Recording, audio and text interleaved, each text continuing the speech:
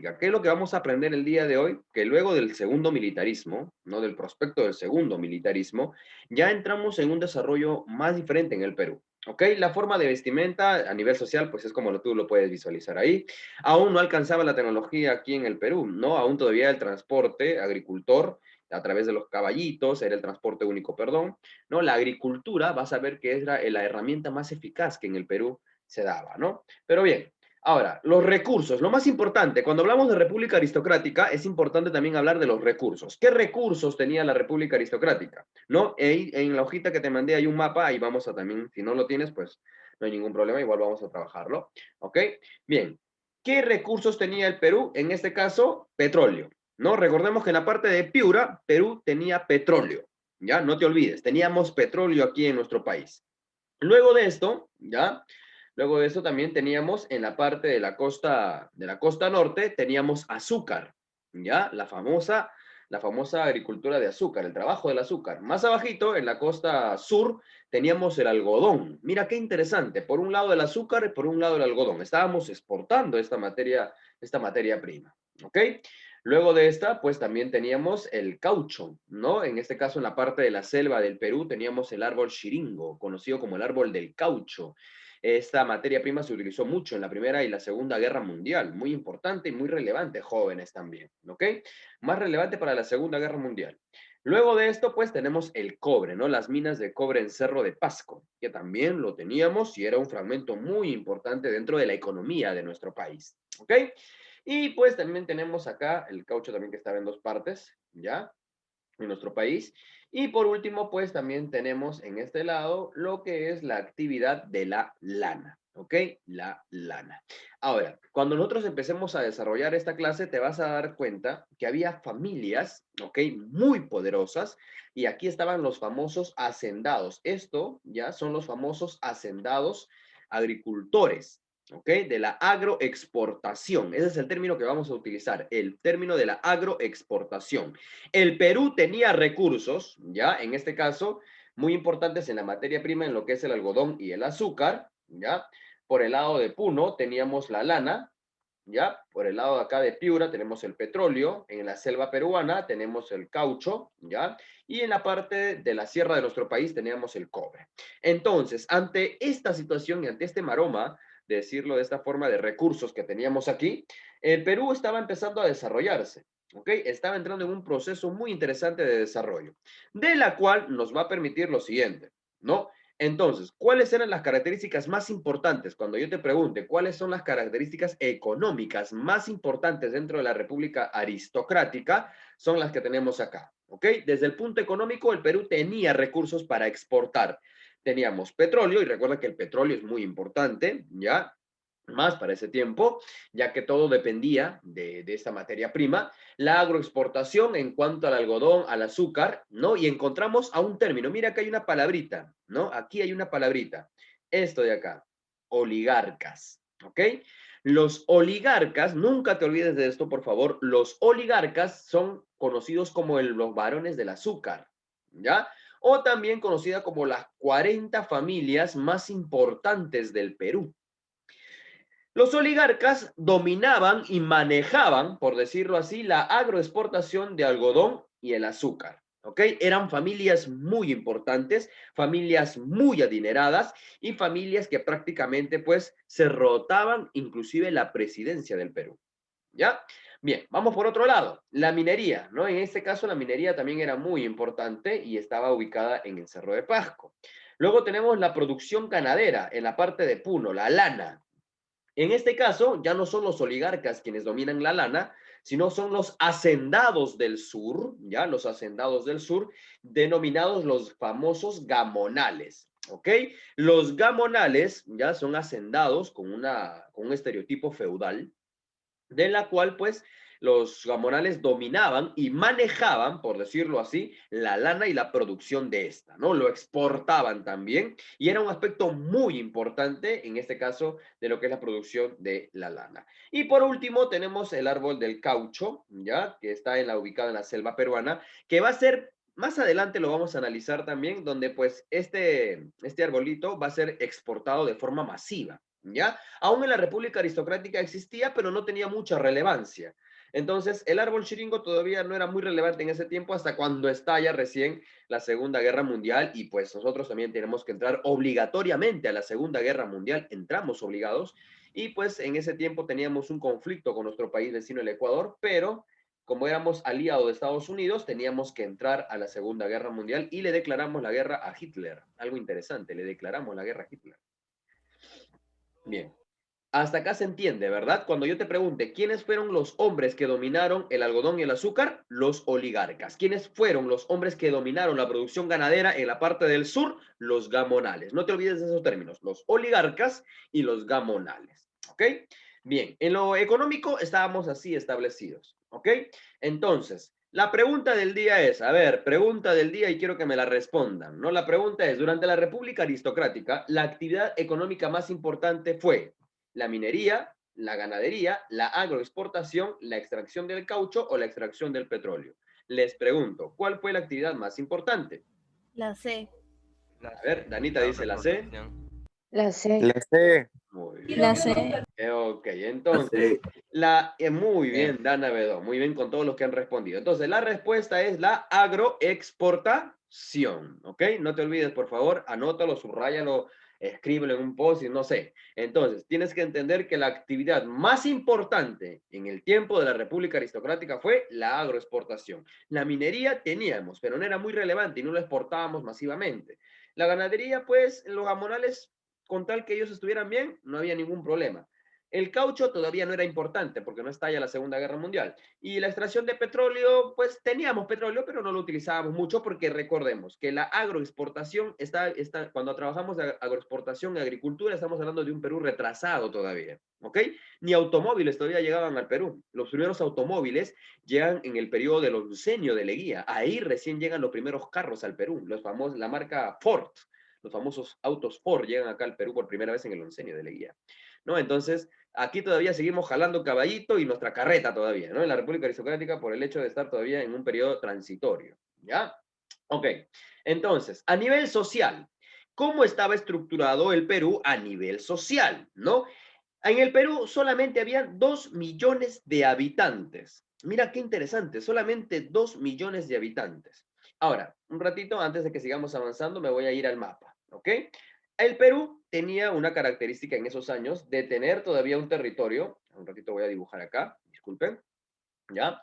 2 millones, y te vas a dar cuenta por qué nos roban este territorio, ¿ya? Nos van a robar territorio, porque el Perú tenía esta connotación antes, ¿ya? Tenía esta connotación, ¿ya? Y también por esta parte de aquí teníamos, estaba más embelesado el Perú por este lado, ¿ok?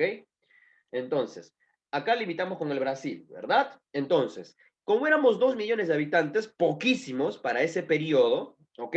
El Brasil empezó a ocupar, literalmente con todos sus habitantes, todo este punto y este fragmento de territorio. Ya lo vamos a ver un poquito más adelante, ¿ok? Hasta que se firma un tratado, el Tratado Río Branco, ¿ya? Porque Brasil ya estaba ocupándose, inclusive estaba amenazando con llegar a la parte de acá. Entonces, en ese tiempo, pues, al ver menor población, empezamos a perder territorios así absurdamente, ¿ok? Entonces, ahora sí, al ver una población menor, ya, ¿dónde está? Acá está. Al ver una población de solamente 2 millones de habitantes, la situación iba de esta forma. Quienes estaban en la cabeza de la organización social eran los oligarcas. Y los oligarcas tenían ciertas características, ¿no? Los oligarcas tenían el poder económico en el Perú, ¿no? Tenían haciendas en el norte, con lo que es el azúcar y en el sur con el algodón, ¿no? Tenemos en este caso, pues, ellos eran, en este caso también formaron ellos el primer partido político que fue el Partido Civil, ¿ya? Que fue el primer partido político en el Perú. Ellos también eran conocidos como las 40 familias más importantes del Perú y ellos dominaban sobre la Universidad Nacional Mayor de San Marcos y eran los únicos, escúchame bien, los únicos que se educaban en ese tiempo, ¿ok? Y la parte gubernamental en el Perú solamente se la rotaban entre ellos. ¿Ok? Ya te vas a dar cuenta por qué solamente el gobierno se rotaban entre los oligarcas. No había otro presidente que no fuera oligarca en ese tiempo. Todos los presidentes del Perú en el tiempo de la República Aristocrática fueron oligarcas. No te olvides de eso, por favor. ¿Ok? Bien, luego de esta situación, ¿no? Sabemos que estaban los gamonales. Otro hacendado en el sur, ¿ya? Que ellos trabajaban bastante la lana, trabajaban muchísimo la lana y era muy importante, y pues ellos no participaban de la política, ¿no? Ellos se mantenían al margen de la política, la cual pues ellos practicaban una famosa economía feudal, ¿no? Recordemos con los vasallos, no sé si en segundo de secundaria, el año pasado habrás llevado sobre el feudalismo. ¿Saben qué es el feudalismo, verdad? ¿Alguien sabe qué es el feudalismo aquí? ¿No se acuerdan el señor feudal, el vasallo, y hacían una ceremonia? Ya, algo similar, Sí. los gamonales hacían ese tipo de características con los yanaconas, ¿no? Quienes los yanaconas trabajaban, el gamonal le daba al hacendado, el yanacona trabajaba, una porción para el gamonal y una porción quedaba para el yanacona, ¿no? El cual tenía que elaborar constantemente en lo que es los campos de ganaderos de los gamonales. Entonces, hasta aquí podemos decir que era la parte más importante, entre comillas, del Perú, ¿no? Pero también habían obreros en ese tiempo, ¿ok? Y en este caso, pues, aquí por primera vez en el Perú se van a organizar los famosos sindicatos. ¿Alguien sabe qué es un sindicato? ¿Alguien tiene una idea de qué cosa es un sindicato? ¿Saben qué es un sindicato? Hoy se utiliza muchísimo ese término, ¿eh? Antes, uff, ni hablar, hijos. ¿Saben ¿No qué es es un sindicato? municipalidad? No, no es una municipalidad. Ya, imaginemos que acá estamos todos, Donde ¿verdad? trabajan Un obreros. lugar. Claro, todos acá somos obreros. Imaginemos que todos somos obreros acá, ¿ya? Todos trabajamos para una empresa X. Trabajadores que defienden lo profesional. Mm, ya va por ahí, muy bien, vas por ahí, Yosimar. Vamos con un ejemplo. Acá todos somos trabajadores, ¿ya? Acá todos somos trabajadores. Entonces, al ser trabajadores, imaginemos pues que nosotros tenemos que luchar por nuestros derechos, ¿no? Nosotros no podemos trabajar 24/7. Entonces, ¿qué hacemos como un sindicato? Nos organizamos como un grupo y reclamamos nuestros derechos ante la sociedad. Eso es un sindicato, reclamar derechos laborales de las personas. Y el primer sindicato en el Perú empezó a pelear, en este caso, por las famosas 8 horas laborales, que hasta el día de hoy es ya una estipulación. Nadie puede trabajar más de 8 horas laborales, excepto un docente. Un docente trabaja más de 8 horas. Entonces, en este caso, pues, los primeros sindicatos, ¿ya? Los primeros sindicatos van a trabajar en base a esa normativa. Y tenían una ideología que era el anarquismo, ¿no? El anarquismo es una ideología, pues, que nadie nos tiene que gobernar. Y estaban un poco en ese desbalance, ¿no? Aquí nadie nos gobierna, ni los oligarcas, ni los gamonales. Acá nosotros trabajamos e imponemos nuestras leyes. Algo así era más o menos la ideología del anarquismo y de las famosas 8 horas laborales, y donde ya sabes dónde nace, ¿no? Nace en la República Aristocrática. Mira qué interesante. Ahora, luego de este punto, ya luego de este prospecto, aparecen la población más numerosa. Ya de los 2 millones de habitantes, la población más numerosa no eran los oligarcas, no eran los gamonales y mucho menos los obreros. La población mayoritaria en el Perú eran los indígenas, hijo mío. Y los indígenas, en este caso, eran analfabetos porque no se educaban, ¿ya?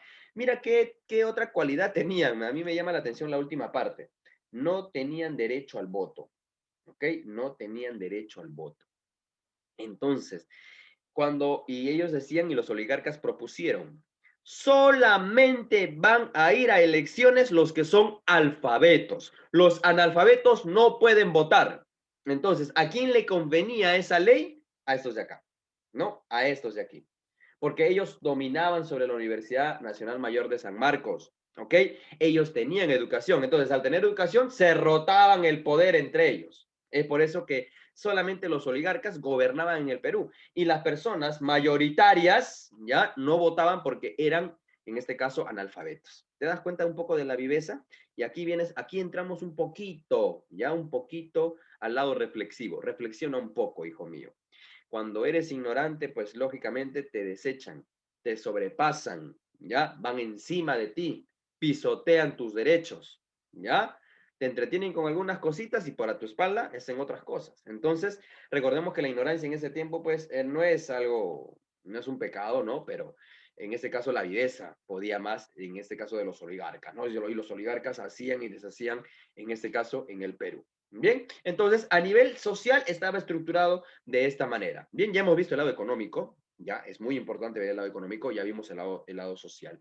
La pregunta es, en este caso, vamos con la pregunta también de este punto, ¿no? Acá, pero primero creo que están copiando, ya. ¿Alguna pregunta hasta aquí, hijos? Con lo que vamos avanzando, ¿tienen alguna duda, alguna consulta? Lo que está Profesor, diciendo se No, copia en la hoja. se copia. Claro, pueden añadirlo en su hojita rápidamente, ¿no? Escribirlo, por algo está en la hojita para que ustedes lo escriban de Y una. acá ¿Dónde, hijita? A ver, déjame ver. Ah, ya, todavía no llegamos ahí. Ahí te vamos a llegar ahí, hija, no te preocupes. Ah, ya. Ahí te vamos a llegar ahí. O si tienes ahí, Pensaba que ya había pasado ya. Me estaba todavía no. preocupando. Dime, Dana. ¿Y usted sabe cómo era el método de voto? Imagínate, pues, Anita, si los oligarcas solamente, imaginemos que acá somos los oligarcas, ¿ya? Imaginemos, ya, las familias más importantes, los apellidos más importantes, Arteaga, Ponce, Ramírez, Bedón, Lindo, Viera, Sanguinetti, Contreras, Marcilla, Fernández, Hermosa, Córdoba, Ríos, Clemente, Garriazo, Guzmán, Aquino. Las 40 familias poderosas estamos acá, imaginemos, ¿ya? Entonces, somos los oligarcas. Tenemos plata, plata nos sobra, muchachos. ¿Ya? A nosotros la plata nos sobra. Entonces decimos, vamos a votar, vamos a elecciones, Yamín. ¿A quién ha gobernado ya? Por ejemplo, Arteaga ya gobernó. Ya, pues Arteaga ya pasa el poder, pues. Y Arteaga tiene que pasarle el poder ¿a quién? A Ponce. Ponce termina su gobierno, ya gobernó Ponce. Ya, ¿a quién se lo pasa? A Bedón, ya, Bedón. Gobierna, Bedón, te toca gobernar. Entonces, era un sistema rotativo, Danita. ¿Ya? Lo hacían ver como un sistema de sufragio, pero entre ellos se rotaban el poder, ¿ok? Se rotaban el poder.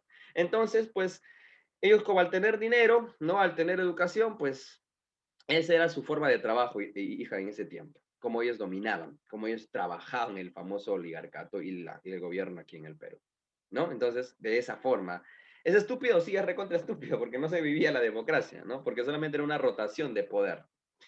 Bien, entonces, a inicios del siglo XX, en el Perú, el sector marginado que carecía de derechos políticos, ¿quién fue? A ver, respondamos La acá. D. Los indígenas. Muy Indígenas. los indígenas, Sí. nunca te olvides. Estos, al ser la mayoría, pues no tenían derechos políticos, ¿no? Entonces ellos no votaban, ¿no? Y eso que eran la mayoría, imagínate. Ya luego eso va a cambiar, porque esto era un abuso de derechos de poder, ¿ok? Bien. Ahora sí, Romina, a lo que venimos. Acá está lo que tú querías, Romina. Ahora, vamos a entender esta situación. Contexto. ¿Cuál es el contexto en el cual se desarrolla la República Aristocrática? Estamos en el proceso de la Primera Guerra Mundial, ¿ok?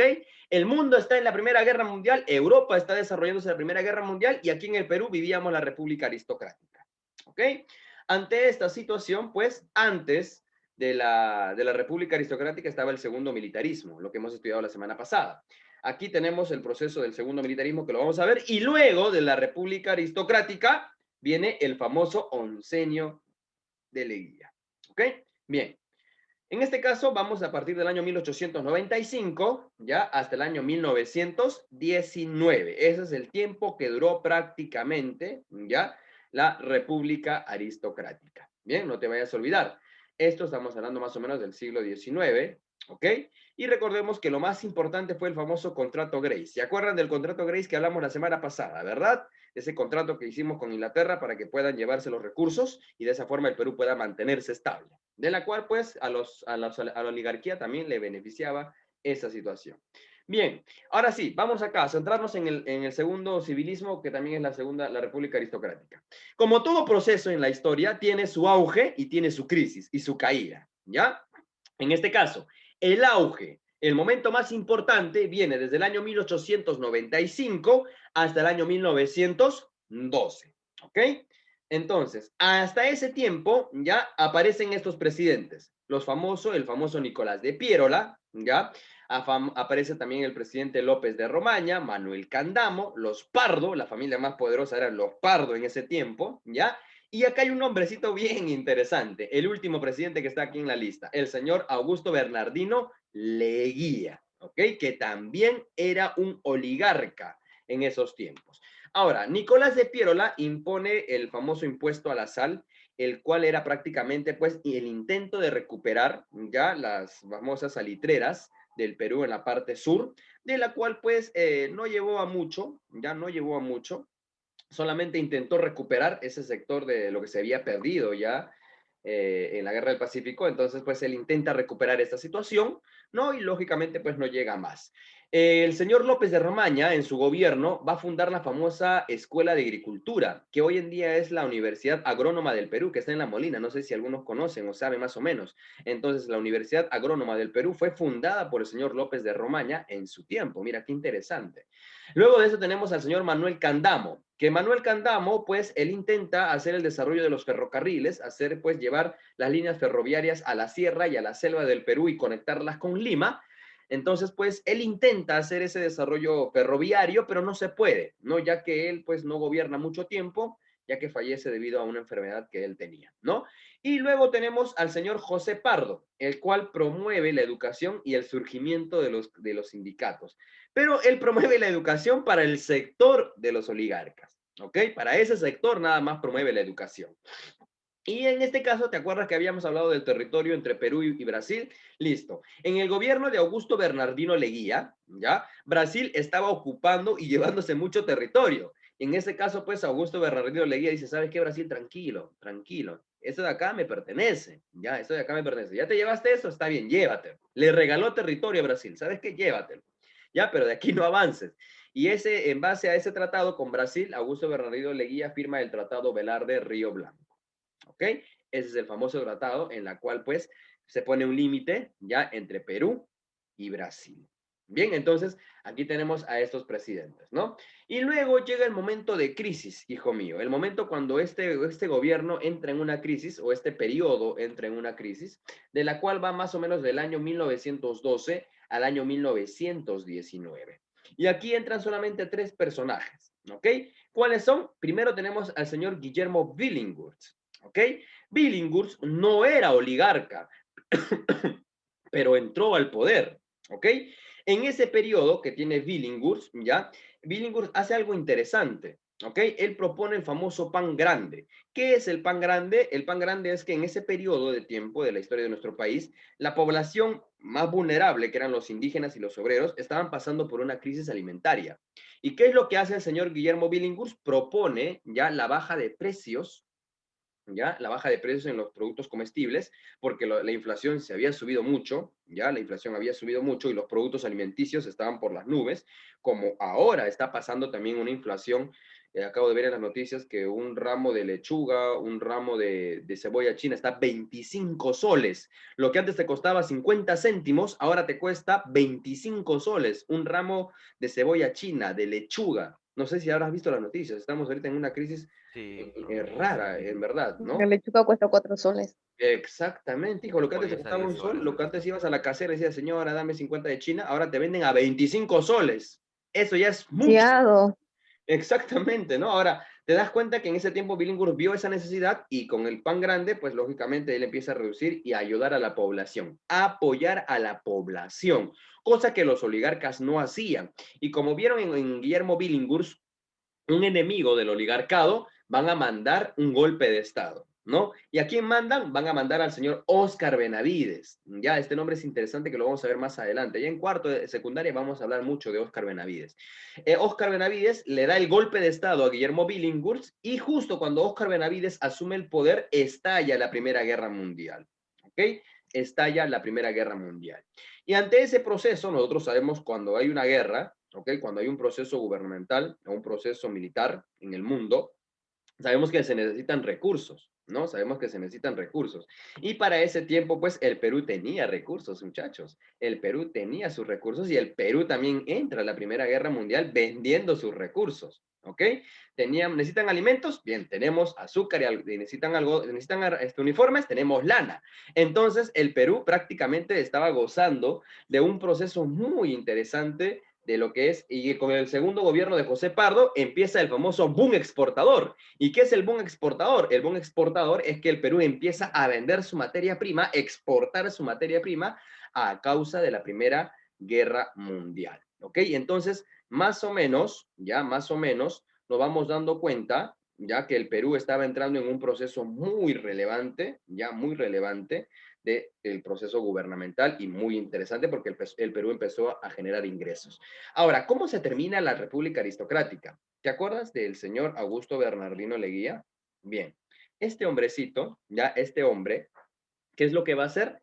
Le va a hacer un golpe de Estado no a un presidente, sino a todo el grupo de los oligarcas. Le va a dar la espalda a los oligarcas y él se va a sentar en el poder, ¿ok? Se asienta en el poder y con él inicia el famoso oncenio de Leguía o los famosos 11 años de gobierno del señor Augusto Bernardino Leguía. Augusto Leguía le da la espalda a los oligarcas y la próxima clase te vas a enterar cómo es que controla a este poder político. No te pierdas la clase de la semana que viene. Muy bonito porque vamos a hablar de qué se estructuró en el Perú. ¿Ok? Entonces, eso es lo que vamos a analizar y más o menos cómo es que se termina la famosa república aristocrática, ¿no? Hasta qué punto llega, en este caso, las formas de gobierno y cómo es que se controlaba la población.